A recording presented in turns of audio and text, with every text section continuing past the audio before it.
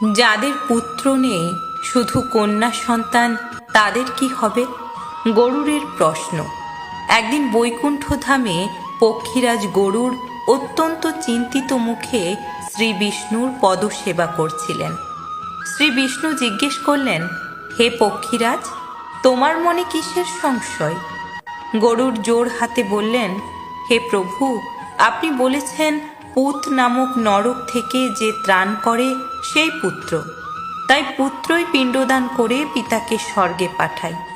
কিন্তু জগতে এমন অনেক ধার্মিক মানুষ আছেন যাদের কোনো পুত্র নেই, কেবল কন্যা সন্তান আছে। তবে কি সেই সব পিতামাতা মৃত্যুর পর নরকে যাবেন? তাদের কি মুক্তি নেই? তাদের শ্রাদ্ধ কে করবে? শ্রী বিষ্ণুর উত্তর, কন্যা ও দৌহিত্রের মহিমা।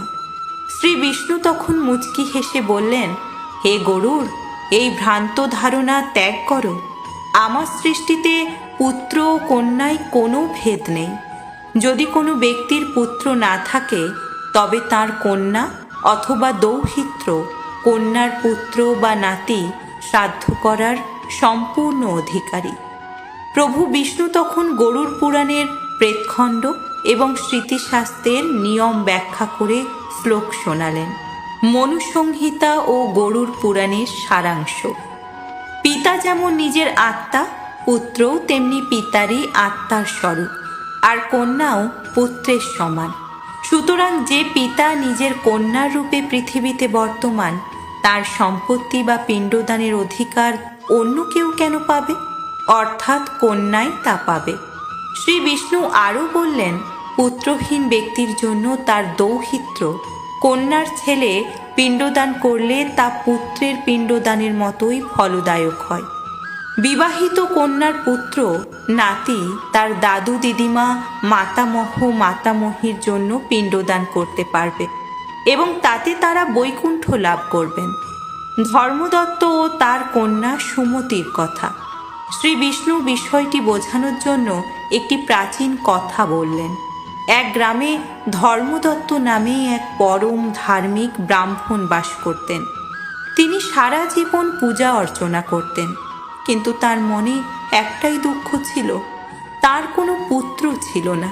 তার কেবল একটি গুণবতী কন্যা ছিল, যার নাম সুমতি। ধর্মদত্তের বয়স হলো। তিনি মৃত্যুর আগে কাঁদতে কাঁদতে স্ত্রীকে বললেন, আমার দুর্ভাগ্য, আমার মৃত্যুর পর আমাকে কে জল দেবে? আমার বংশে বাতি দেওয়ার কেউ রইল না। আমি নিশ্চয়ই পুত নরকে পচে মরব। তার কন্যা সুমতি এই কথা শুনে এক ঋষির কাছে গেলেন। ঋষি বললেন, মা, তুমি কাঁদছ কেন? শাস্ত্র বলে, পুত্রিকা পুত্র, কন্যার সন্তান পুত্রের সমান। তুমি তোমার পিতাকে কথা দাও যে তোমার গর্ভে যে সন্তান হবে সেই তার পিণ্ডদান করবে। পিতার মৃত্যুর পর সমাজের লোকেরা বলতে লাগলো, এর তো ছেলে নেই, এর আত্মার মুক্তি হবে না।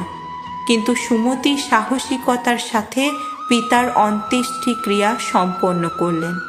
পরবর্তীতে সুমতির একটি পুত্র হলো। সেই পুত্র বড় হয়ে গয়াতে গিয়ে ভক্তি ভরে তার নানা ধর্মদত্তের নামে পিণ্ডদান করল। ফলাফল, সেই রাতেই ধর্মদত্ত দিব্য শরীরে স্বপ্নে এসে কন্যাকে দেখা দিয়ে বললেন, মারে, তোর পুত্রের দেওয়া পিণ্ডে আমি তৃপ্ত হয়েছি। যমরাজ আমাকে সসম্মানে স্বর্গে নিয়ে যাচ্ছেন। আমি আজ বুঝলাম, পুত্র আর কন্যায় কোনো তফাৎ নেই। তুই আমার প্রকৃত সন্তান। গরুড় পুরাণের বিধি, শ্রাদ্ধের অধিকারী কে? গরুড় পুরাণে স্পষ্ট একটি তালিকা দেওয়া হয়েছে যে পুত্র না থাকলে কে কে শ্রাদ্ধ করতে পারবে। ক্রমটি নিম্নরূপ: জ্যেষ্ঠ পুত্র, কনিষ্ঠ পুত্রগণ, পুত্রের অভাবে পৌত্র, ছেলের ছেলে, পৌত্রের অভাবে প্রপৌত্র, এদের কেউ না থাকলে পত্নী, পত্নী না থাকলে কন্যা, কন্যা না থাকলে দৌহিত্র, মেয়ের ছেলে, এরা কেউ না থাকলে ভাই বা ভাইপো। শাস্ত্রে বলা হয়েছে, পুত্রা ভাবে চ পত্নী স্যাত তদ্ভাবে চ সোদার। পুত্র না থাকলে স্ত্রী শ্রাদ্ধ করতে পারেন, আর স্ত্রী অক্ষম হলে বা না থাকলে কন্যা শ্রাদ্ধের সম্পূর্ণ অধিকারিণী। শ্রী বিষ্ণু গরুড়কে বললেন, হে খগেশ্বর, যারা পুত্র নেই বলে হাহাকার করে তারা আসলে মায়ার বশবর্তী। কন্যা যদি ভক্তি ভরে পিতামাতার সেবা করে এবং মৃত্যুর পর শ্রাদ্ধ করে বা করায়, তবে সেই পিতামাতা অবশ্যই মোক্ষ লাভ করেন।